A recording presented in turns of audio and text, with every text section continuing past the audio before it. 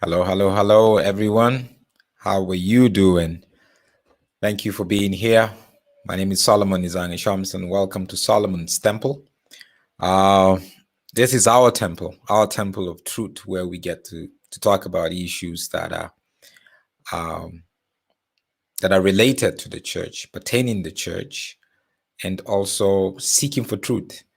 So in Solomon's Temple, expect that we don't condemn people here. We don't condemn issues, individuals or churches, but we analyze and we look at what is happening, what is right, what is wrong, and that's what we do. That's what I spend a lot of time doing. So please make sure you subscribe to this YouTube channel, Solomon's Temple. I would really appreciate it if you can subscribe, and also follow me on social media, all the social media networks, so we can just stay in touch. But thank you so much. I see got a couple of people coming through right now. I see you. Sakani, as usual, is here already from Kempton Park. I see Tabang. Tabang is right there. Right there. People are commenting on the topic already. A Tabra. So, and then we have who's there actually? A Cheyenne saying money plus threats. So you're commenting on the issue. Lebohang is saying this smells of ZA, the South African rand, right? Yeah, Ponzo from Botswana, King all the way from Kimberley. It's been a while I was in Kimberley. Ndumbe all the way from Helsinki in Finland. What do you call Finland again? Samoa. There's the word you use to call it in Finnish. Is it Samoa? So I don't remember. When I was in Finland, I saw Saumi. Is it Saumi? Saumi, I think. Ndube, help us. Yeah. So good evening to everybody. Bulelwa, good evening. Azon, good evening. Matume, good evening. Sani, good evening. Everybody is here. Yes, Ndube said yes. Finland is called Suomi. I remember that very well. That's actually the traditional name, isn't it? We all know it across the world as Finland, but it has its own name in the local language. Watching from Kakiso, David, thank you. Thank you for tuning in. Guys, do not forget, if you want to join the Telegram partners group, you can check out this number and connect with us there. It's a group of people who come together. We try to encourage each other to pray, and they're just partners, partners with what I do and also what you do. Very important.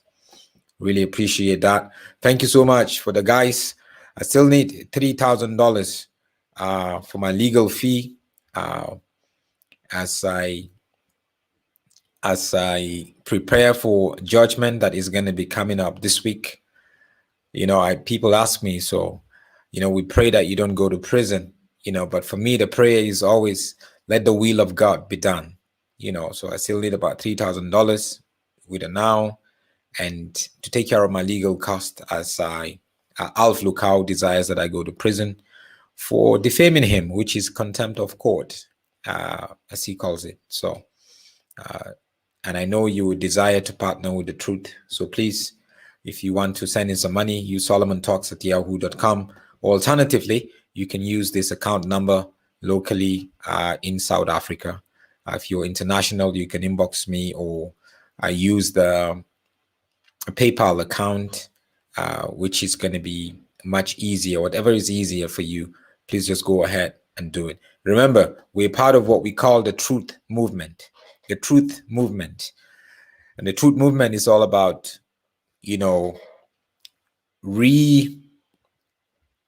reintroduction of truth into every area of our lives, in our families, in our homes, in our schools, in our workplace, in our businesses, in our churches, in our pulpits. there's a strong absence of truth. So we need to reintroduce the truth in so many cases. There are a lot of men and women there who are really standing for the truth. The remnant, as the Bible calls them. You know, I don't want to believe that it's everybody that has departed from the truth. No, it can't be. It can never be. But sometimes we also feel that we are custodians of the truth, but then we don't live it, we don't apply it, we don't showcase it. We're lovers of truth in the closet, you know. When no one is there, that's when we love the truth. But when we're in the public, we don't speak the truth, we don't stand on the truth, we don't insist on the truth. And when I say truth, I mean biblical truth, not just my truth, because my truth had limitations and my truth is very flawed. Your truth is very flawed. But when it comes to biblical truth, there is no two ways about it. That is the real truth. That's the truth and nothing but the truth. Nothing missing, nothing broken, nothing can be added, nothing can be taken away or subtracted. So that's what the truth movement is really all about. So yeah, I see quite a few people, coming in.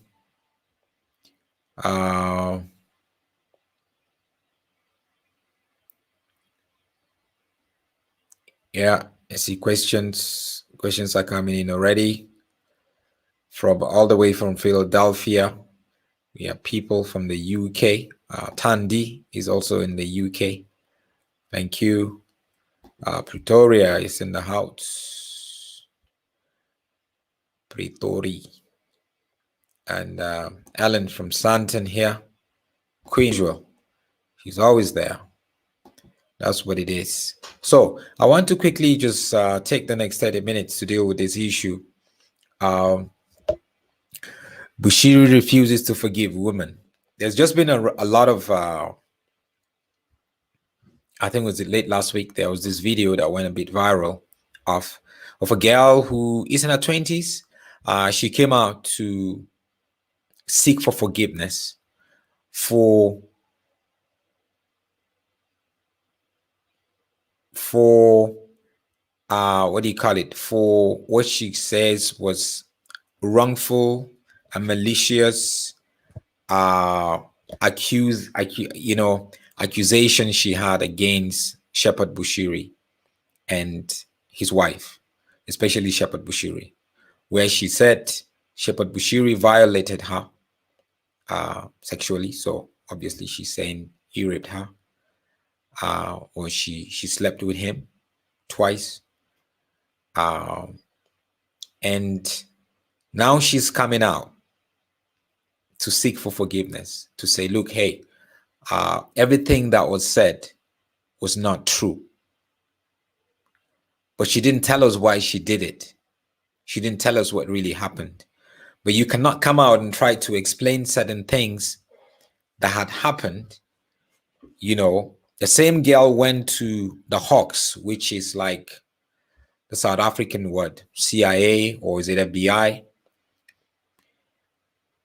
Opened the case. The same girl came to me about a year and a half ago about this. So what happened? Why do you have to release that video, that 30 seconds video or so? What happened?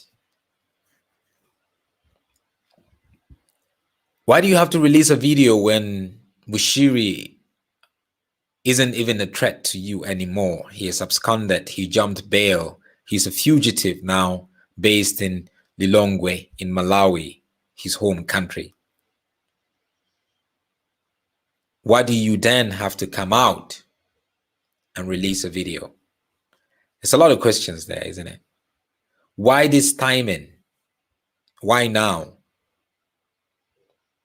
And he came out to say, look, I'm not going to forgive her, which I feel is just dramatic. What are you going to do? That you're going to sue her? So what are you? How is Bushiri going to sue you? You jumped bail from South Africa, you run to Malawi, and you want to sue a South African citizen. Where, in Malawi? Not possible. The crime didn't happen in Malawi. If you were saying she accused you wrongly, she didn't do anything in Malawi. You want to come back here and sue her? Well, be my guest. You're going to end up behind bars for years. And I'm sure you want to avoid that. But let me play the video for some of you guys that haven't watched it yet.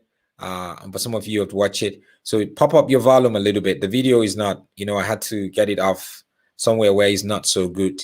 So just watch this video and then we talk about it. Everyone, my name is Ntombi. I'm here to clarify something concerning my WhatsApp status that I posted. Before, I wrote bad things about Major One, Prophet Shepherd Bushiri, of which all those things were lies. So I can't even stand and explain to everyone on media, because all what I have posted was a lie. So I just want to say I'm very sorry for the damages I have caused. If possible, I'm looking forward to apologize personally to the prophet and the prophetess. All right. All that I said about Bushiri was lies, right? That's what she is claiming now. Everything was a lie. She didn't tell us why it was a lie. And she didn't tell us what motivated her to do what she did. She didn't tell us why she had to do that now. So there's a lot of question marks around it. Is this a PR campaign by Bushiri? Or is this a honest confession of conviction? Or was she paid to do that? Was she paid to do that? Those are questions we need to ask ourselves. Was she paid to do that because this would help convince people in South Africa, some people, and also people in Malawi, that actually the charges against him for money laundering and rape and everything, they were all, they're just all cooked up. He is not who they say he is. He's not a fraudster. He's not a rapist. He's not in any way, he hasn't done anything. Right? So this girl's name is Ntombi, right?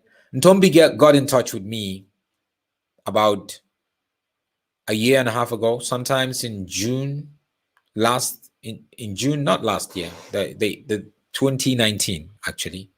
Didn't know her from anywhere. Sent me a message on Facebook, needed my number, gave her my number on WhatsApp. So she connected. And I want to sort of like take you through and actually read her message and my conversation with her, just so you can understand. So before this whole thing blew up, I knew this girl that made this video last week, Ntombi. She's from Soweto. She lives in Soweto, right? And this is actually a photo here that a lot of people might not. Yeah, this is Ntombi. Just so you can have a picture of who she is. This is Ntombi. This is how she looks, right? So she got in touch with me, telling me that Bushiri sexually violated her.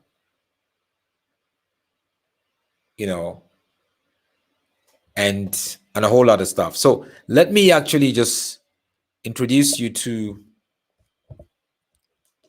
my conversation with her almost 2 years ago, when I had a conversation with her, and trying to get to understand what happens between the two of them, because it's always good to get that side of the story. So I was trying to ask her what happened between the two of them, right? So this is the WhatsApp message that I had. So it was like, "Hello, how are you, sir? It's Ntombi." So you had the video. She said, "My name is Ntombi." So she said, so I said, "Hello, Ntombi. Yes, tell me your story." Because on Facebook, she had told me she wants to tell me stuff, what happened between her and Bushiri. So I now ask her, let's start from the beginning. How did you meet Bushiri and why did he abuse you? You said he abused you. So she started by saying, "I started going to church," that is Bushiri's church, in 2016, June, but as a visitor. Then around September, I was like, let me just join the church, and went through some training and became an usher, because from far I will see miracles and I had so many problems. I needed a job. There were fights in my family. So I was so desperate, right?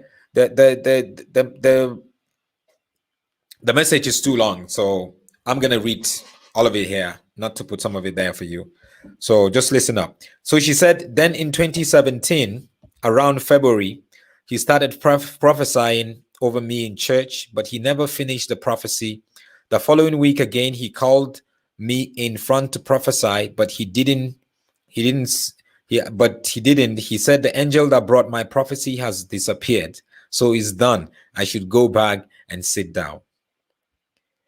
Then the following week, he passed next to me in church. Then he asked one of his protocol called Hugo. Some of you guys who have been to his church, you're probably gonna know the name Hugo. He asked one of his protocol called Hugo to take my number. Then Hugo came to me and said, the man of God is asking for your number. He want to pray for you, but he can't do it in front of the people because your situation is very sensitive. Then I gave my number. I was so excited. I'm like, at last, God is hearing me. Then after 5 days, Bushiri texts me like in the morning around 3 to 4 a.m. Then I asked who he was with in the video called me, and I saw it was him. Then he asked me not to tell anyone that he called me. I was confused and happy at the same time to be called by him, as everyone believes he's a prophet. And I also believe then he called me. We will chat until he asked me to come to Sheraton Hotel in Pretoria, South Africa, for him to pray for me. And by that time, the church was on 14 days of prayer and fasting. I didn't even know the hotel because I was not familiar with Pretoria. That time, then I asked the mini taxi to take me there. So the Sheraton Hotel in Pretoria is very famous with Can you cut the orange for me? Sorry, my son. So the Protea Hotel, Sheraton Hotel in Pretoria is very, very famous with a meeting place for him, a meeting place with women. You know, I've had a lot of those kind of stories. I've had girls who would tell me, you say, please be quiet. I've had a lot of girls who tell me about the ordeals they went through there. The Sheraton Hotel was like a home for him for some time, and then it became like a second home for him, where the charlatan Bushiri created a lot of atrocities and all that kind of stuff, with girls. So that's her story. So she went on to say, I get there. He texts me the room number. He was at that time. He came at the basement. He gave me the card to open and wait for me in the room. After some minutes, he came back. I was really excited to be with Major one-on-one. Then I started bowing down, crying to him, telling him my problems. But he was so relaxed and didn't and like, don't worry. He asked me to stand up. I stood up. He said, stop crying. He hugged me. From there, he kissed me and forced himself on me and be like, we have to have sexual intercourse. Then we had sexual intercourse. After that, he said, I should not tell anyone. If I try to tell anyone, I will see what he will do to me. So they had intimacy. They slept with each other. So I said, I see. So where do you stay? So you had sexual intercourse with him just once?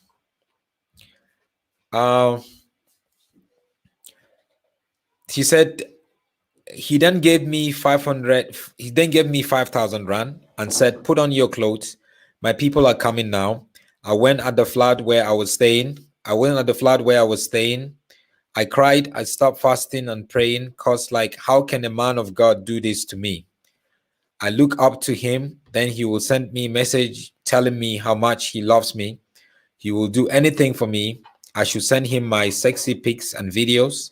Then I will send them, and he will call me to the hotel after or before church, and I will go, and we will have sex, and he will give me 10,000 rand every time I go. He will increase. Then around May, I started getting sick, vomiting. Then I went to the doctor, find out I'm pregnant, and an abortion and went home in Krugersdorp and stopped going to church because I couldn't focus. I was so down, so emotional, I couldn't take that anymore. Then spent 3 months at home. After 3 months, went to church and got a job at his finance office. I was also counting the money that I stopped communicating to him or doing anything with him. I would just go to church and count the money, get paid, and go home. And I started seeing and hearing that he sleeps with young girls, like 13, 14, 15, 16, and kids. And some tell me their stories and hearing all the things he does. So I was like, oh God, this man is in a cult. I thought it was me alone and I forgave him. But now, no, I can't do this. Then last year, I started posting things he did to expose him. Then he sent one of his guy called Elliot to bribe me with 30,000 rand. So I said, do you have any evidences? Why did you keep going back to him? Maybe you like the money he was giving you. So obviously I have to try to interrogate her, you know. She said he took me to Baloyi, his lawyer, to make an affidavit that all I was saying was a lie. So if you know Baloyi, he's his lawyer. He was the one that was in the news last week, he got arrested, you know. And a lot of people have been telling me that Baloyi is the one that kind of like, you know, covers up for him. A lot of his stuff and all that kind of thing, you know. He's an attorney, obviously, so he works for him. So I asked her, where do you stay? She said, Soweto. I asked her, do you have any evidences? She said, yes. So she said he took her to Baloyi to make affidavits saying that all was a lie after she started posting all these things on social media and talking about what she said she experienced.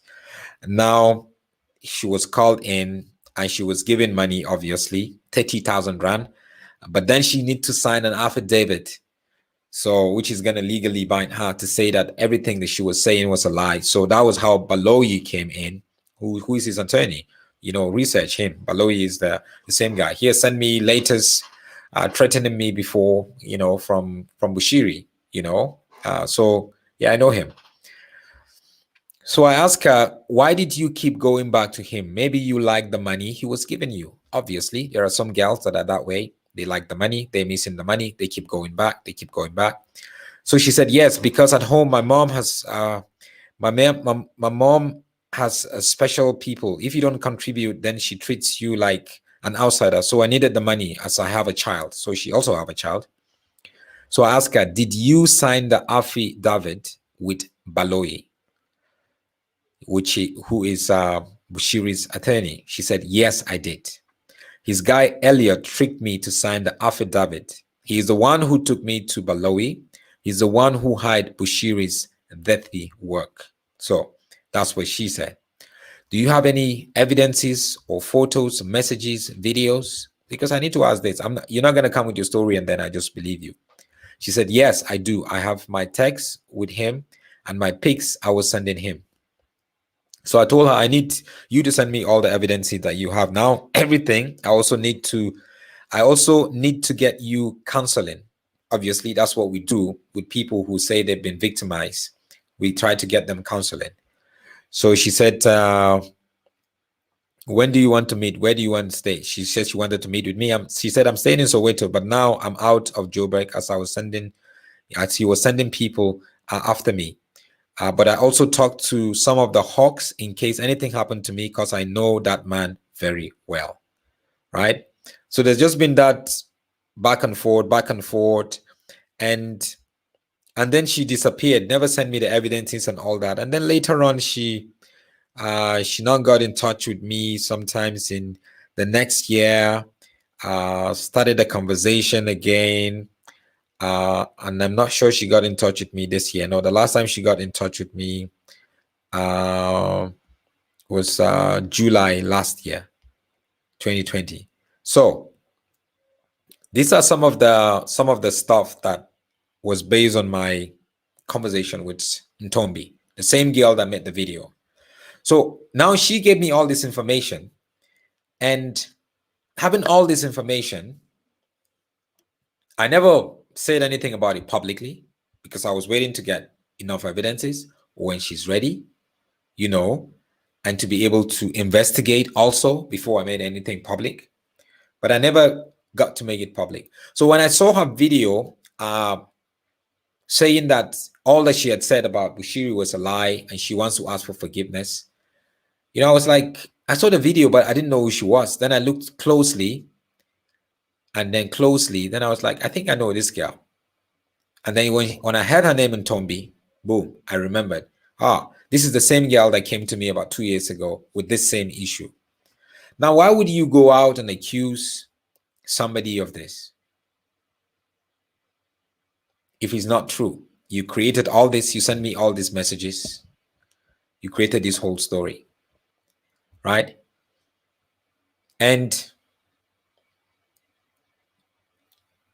through one of my sources, I had that when she was talking to me, she even screenshot my message. I actually couldn't find it. She screenshot my messages and sent it to Baloyi, Bushiri's attorney, telling him like, look, I'm talking to Solomon.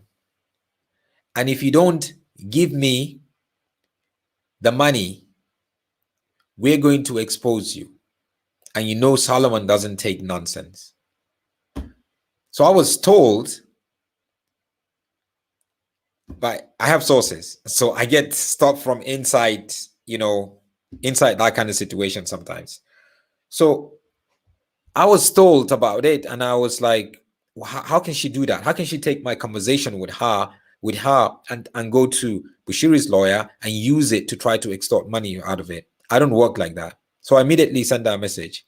I said, look, why did you get in touch with him? And why were you trying to use me? So I began to have a question mark there. I said, look, it's either, I believe the whole story was not created. My perspective, I believe the whole story was not created, but part of the story was created. Or the story was not created, but it was some sort of arrangement that went wrong. And now she wanted money and they were not giving her the money, or they promised her they were going to give her money and they were not giving her the money. So now she decided to escalate it by speaking to me, just so they're going to feel threatened and then pay her money. A lot of people have used me. A lot of people have used me for that.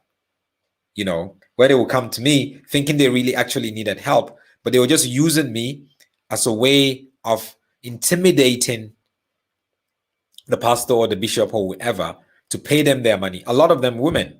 And sometimes I could be very naive because all I want to do is to help people. So my understanding is the whole story for me wasn't made up. There was a sexual relationship between Bushiri and Ntombi. That one, I know there was a sexual relationship. But there was an arrangement, financial arrangement. Either the arrangement where she was supposed to be paid a certain amount of money and she was paid part of the money, but the balance when it was never paid.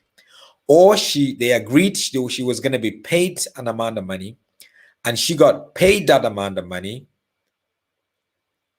And now she wants more money. Right? So she now went back and demanded more money and they told her, no, we're not going to give you more money. We paid you just so you can keep quiet.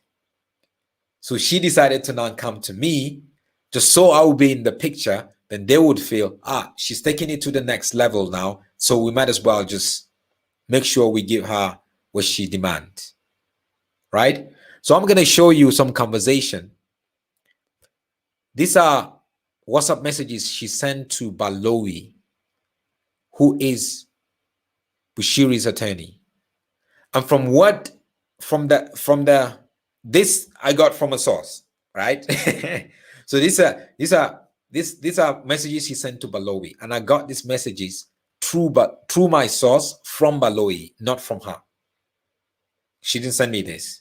Baloyi is not aware I have these messages from over a year ago. She's not aware I have these messages.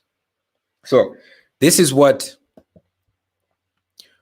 she said. She said 160 or go on Facebook with my lady. So she is demanding 160,000 rand, or she will go on Facebook with her ladies. Actually, that shouldn't be the first one, right? I don't know which one should be the first one actually.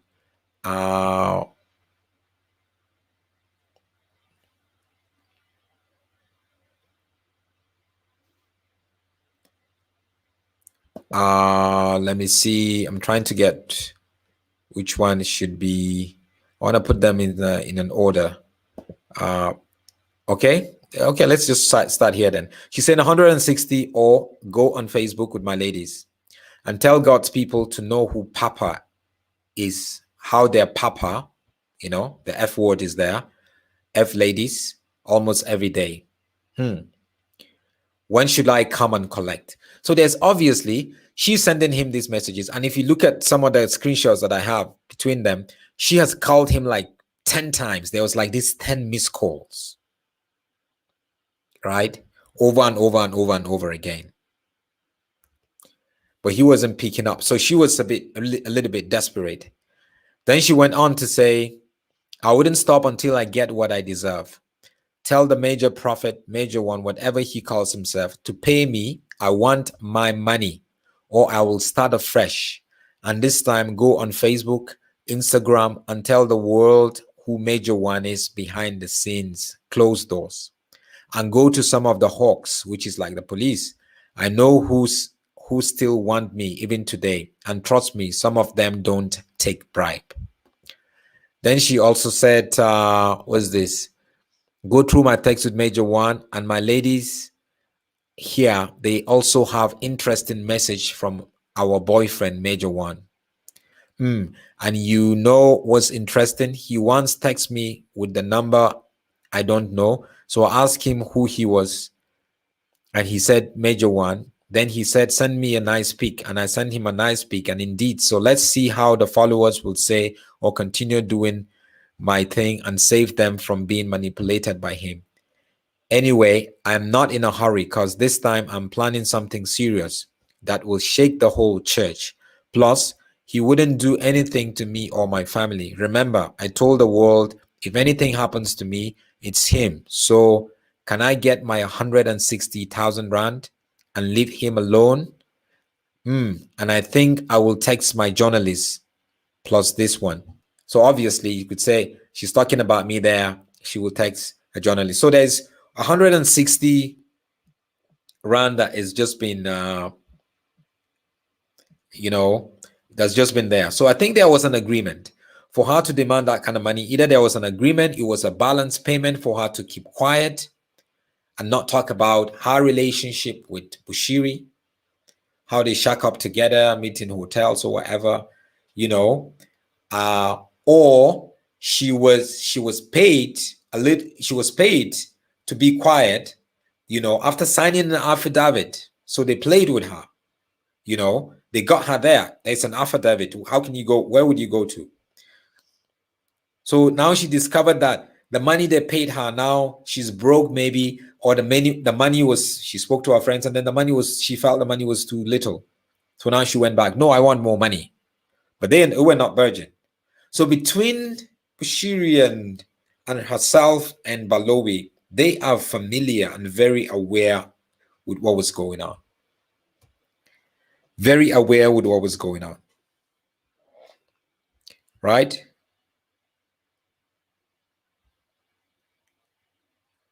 I wanted to actually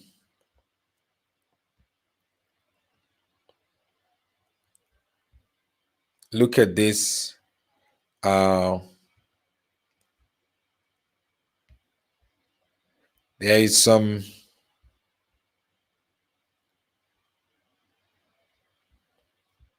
there's some more stuff actually that he was saying. Yeah, here we go.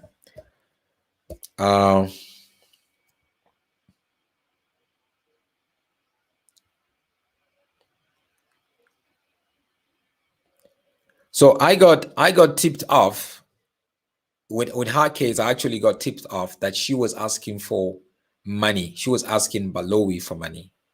That was the tip off I got. That was how I knew she was requesting for more money, and she was just trying to use me, whatever the arrangement between them was.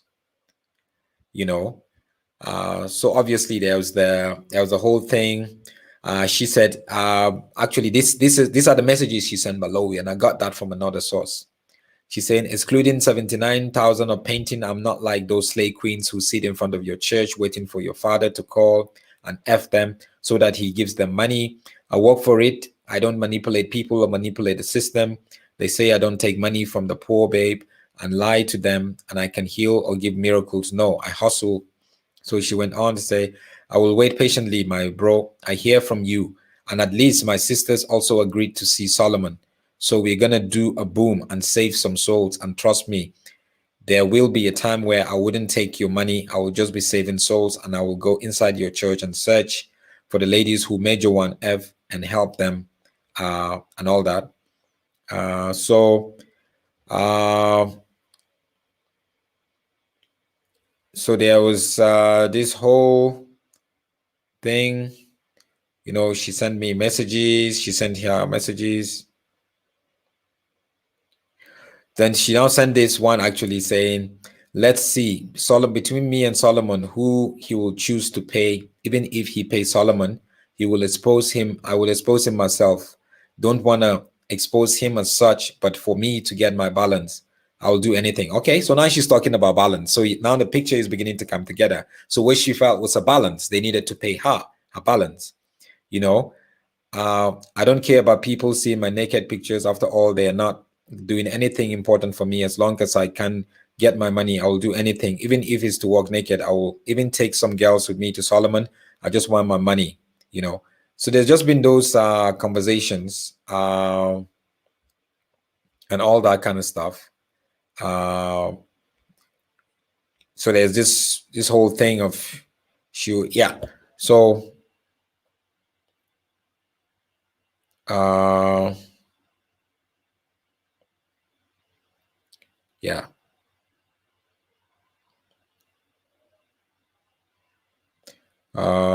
Just starting to, okay, she sent me all that. Okay, so that's been the situation, you know, between them.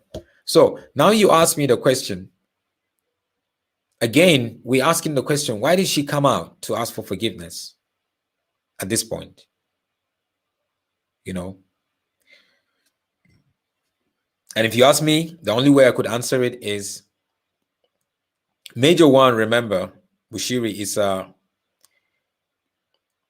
whatever he builds it on PR, public relations, and giving people money. That's how the charlatans operate. So now that he's in trouble in South Africa because he ran away, and now he's going to court in Malawi, he's given that picture in Malawi that, look, he's a victim. So he needs to do something in South Africa that's going to make him look good. Then they remember this girl, Ntombi. Oh, she's been bugging us together that she needs to get her balance. For her to keep quiet about this, she needs to get a balance. So why don't we tell her, okay, we're going to pay you your balance, but on one condition, that you're going to come out and tell everybody, make a video that everything you had said about Bushiri, the charlatan, was a lie. So make a short video. We're going to pay you your balance, but you have to make a short video. And then they could use the video to push it online and push it and make it look like actually all the rape charges and cases that was open against him, they were all drum up. They were all, you know, created. He never did anything. So if you ask me, my thinking, that's what happened. There was a relationship, an unholy relationship between Bushiri and this girl. Promised they were going to give her money. They didn't give her money. Threatened she was going to speak. Gave her money again. Got her to sign an affidavit. Now that Bushiri needs to fix his image around here. Remember, he still has a lot of followers here that connect with him online or whatever. Right? So now they have to go to her and say, look, hey, we can pay you your balance. It might not be even 160,000 rand. We can pay you 30,000 because obviously it looks like this girl doesn't even have a job. You know, we can pay you 30,000, but you have to make a video and say everything you said about him was a lie. And obviously she's going to make it. Why? Because remember, there was a time they gave her 30,000 rand and she signed an affidavit. Now, how do you get? So it shows that if you pay her, she's going to do anything. And of course, there are girls that would go around and accuse people wrongly and all that kind of stuff. But in this case, this is totally different. So it's just Major One trying to, Bushiri, the charlatan, trying to create this whole aura and begin to put his PR machine in motion to show that he is actually not who the police and the authorities in South Africa are claiming that he is.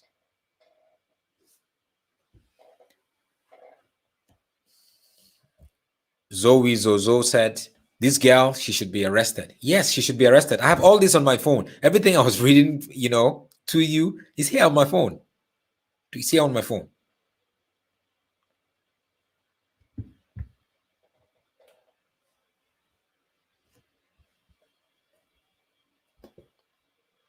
Brian said, I have since asked you to pray about sharing your story and help us to set free. I'm not sure who he's talking to there, but I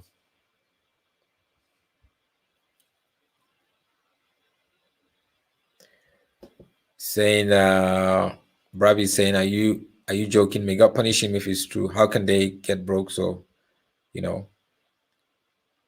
Elizabeth here is saying he's just covering up all the information. We know these things. Okay, just covering up all the information.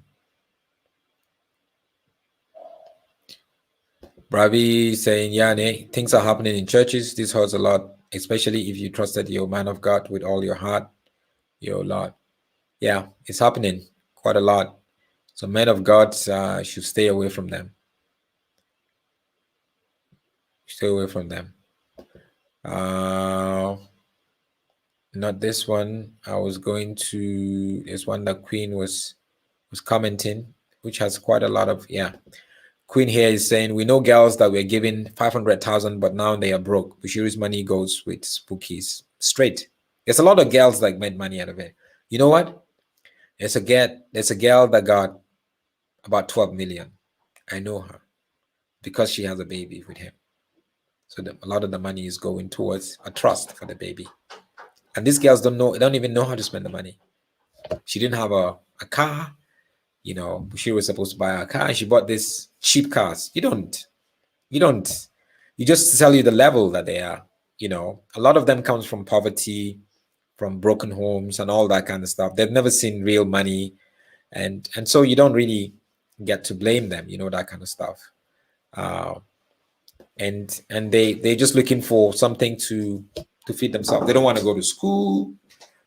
Even if they get opportunity, they don't want to go learn a skill and get a job.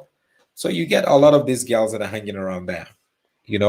That's just the truth. You get a lot of these girls that are hanging around there. So it's something that you, when you look at, say hello to everybody. Hello, everybody. Wave at everybody. Wave at them. Say hello. Hello. Wave. Where's your hand? Oh, you have two hands. Two hands now. Ah. So, that's about it, I guess. That what I want to share, because I've been thinking about this whole incident, this whole video that she put on, that they're trying to use it to fool a lot of people and whatever. But I was part of this story long time ago, so I'm not just coming out to just give a narrative that is not evidential. Evidential. That's another word, isn't it? Evidence. But that's just the truth. There's a lot of girls that are out there that are struggling, and they jump from one church to one church, or they go to church and they're trying to get close to the pastors and the leaders and all that kind of stuff. Yeah, you wait. So, we must never allow so-called men of God who fall or who do create a lot of atrocities to begin to look for every other way to cover their tracks, to cover their sin. They can cover it with us, but they cannot cover it before God. That's just the truth. It's not going to happen. You know, they can cover it right here, but they cannot cover it. And do not be a part of that. Do not be the one that get paid to be quiet. Do not be the one that facilitates payment. Do not be the one that, you know, cover that. Do not be the one that goes around from church to church looking for men of God or relationship or men that have money and all that kind of stuff. You know, it doesn't work that way. Yeah, you wait. So guys, as you can see, this young man here wants to take me with him.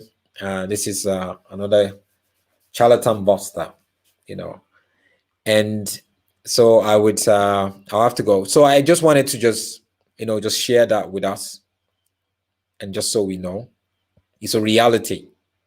With all that I've read and showed you, it's a reality that we face. I didn't even care to send her a message. Then told me to tell her that, look, hey, you know, I'm gonna do this, because she has showed a lot of dishonesty. Between them, she's dishonest, Bushiri is dishonest. So they sort themselves out, right? They will sort themselves out. But thank you so much, guys. I really appreciate your time this evening. I'm gonna love you and leave you now. And thank you again for most of you guys for the support. My legal fee, I still need about 3,000 Rand to continue to pay it and stay out of prisons. So please make some donation. Use this PayPal account, solomontalks@yahoo.com. solomontalks@yahoo.com. $10, $50, $100, whatever you want to give towards my legal fee. I will appreciate it. Whatever, nothing is too small, nothing is too big. If you want to give via any of this account number, NetBank account, NL Asham NetBank account number 1159307792. Please do that. This week is going to be judgment week from when we went to court. So we're supposed to get judgment this week and know my fate. So we hope to see how it goes, and we wait on it. And meanwhile, I'm trying to do my best to pay all the legal costs that is accumulated. So thank you so much, guys. I really appreciate every one of you for your time and for being with me. Have a wonderful, wonderful day. God bless you.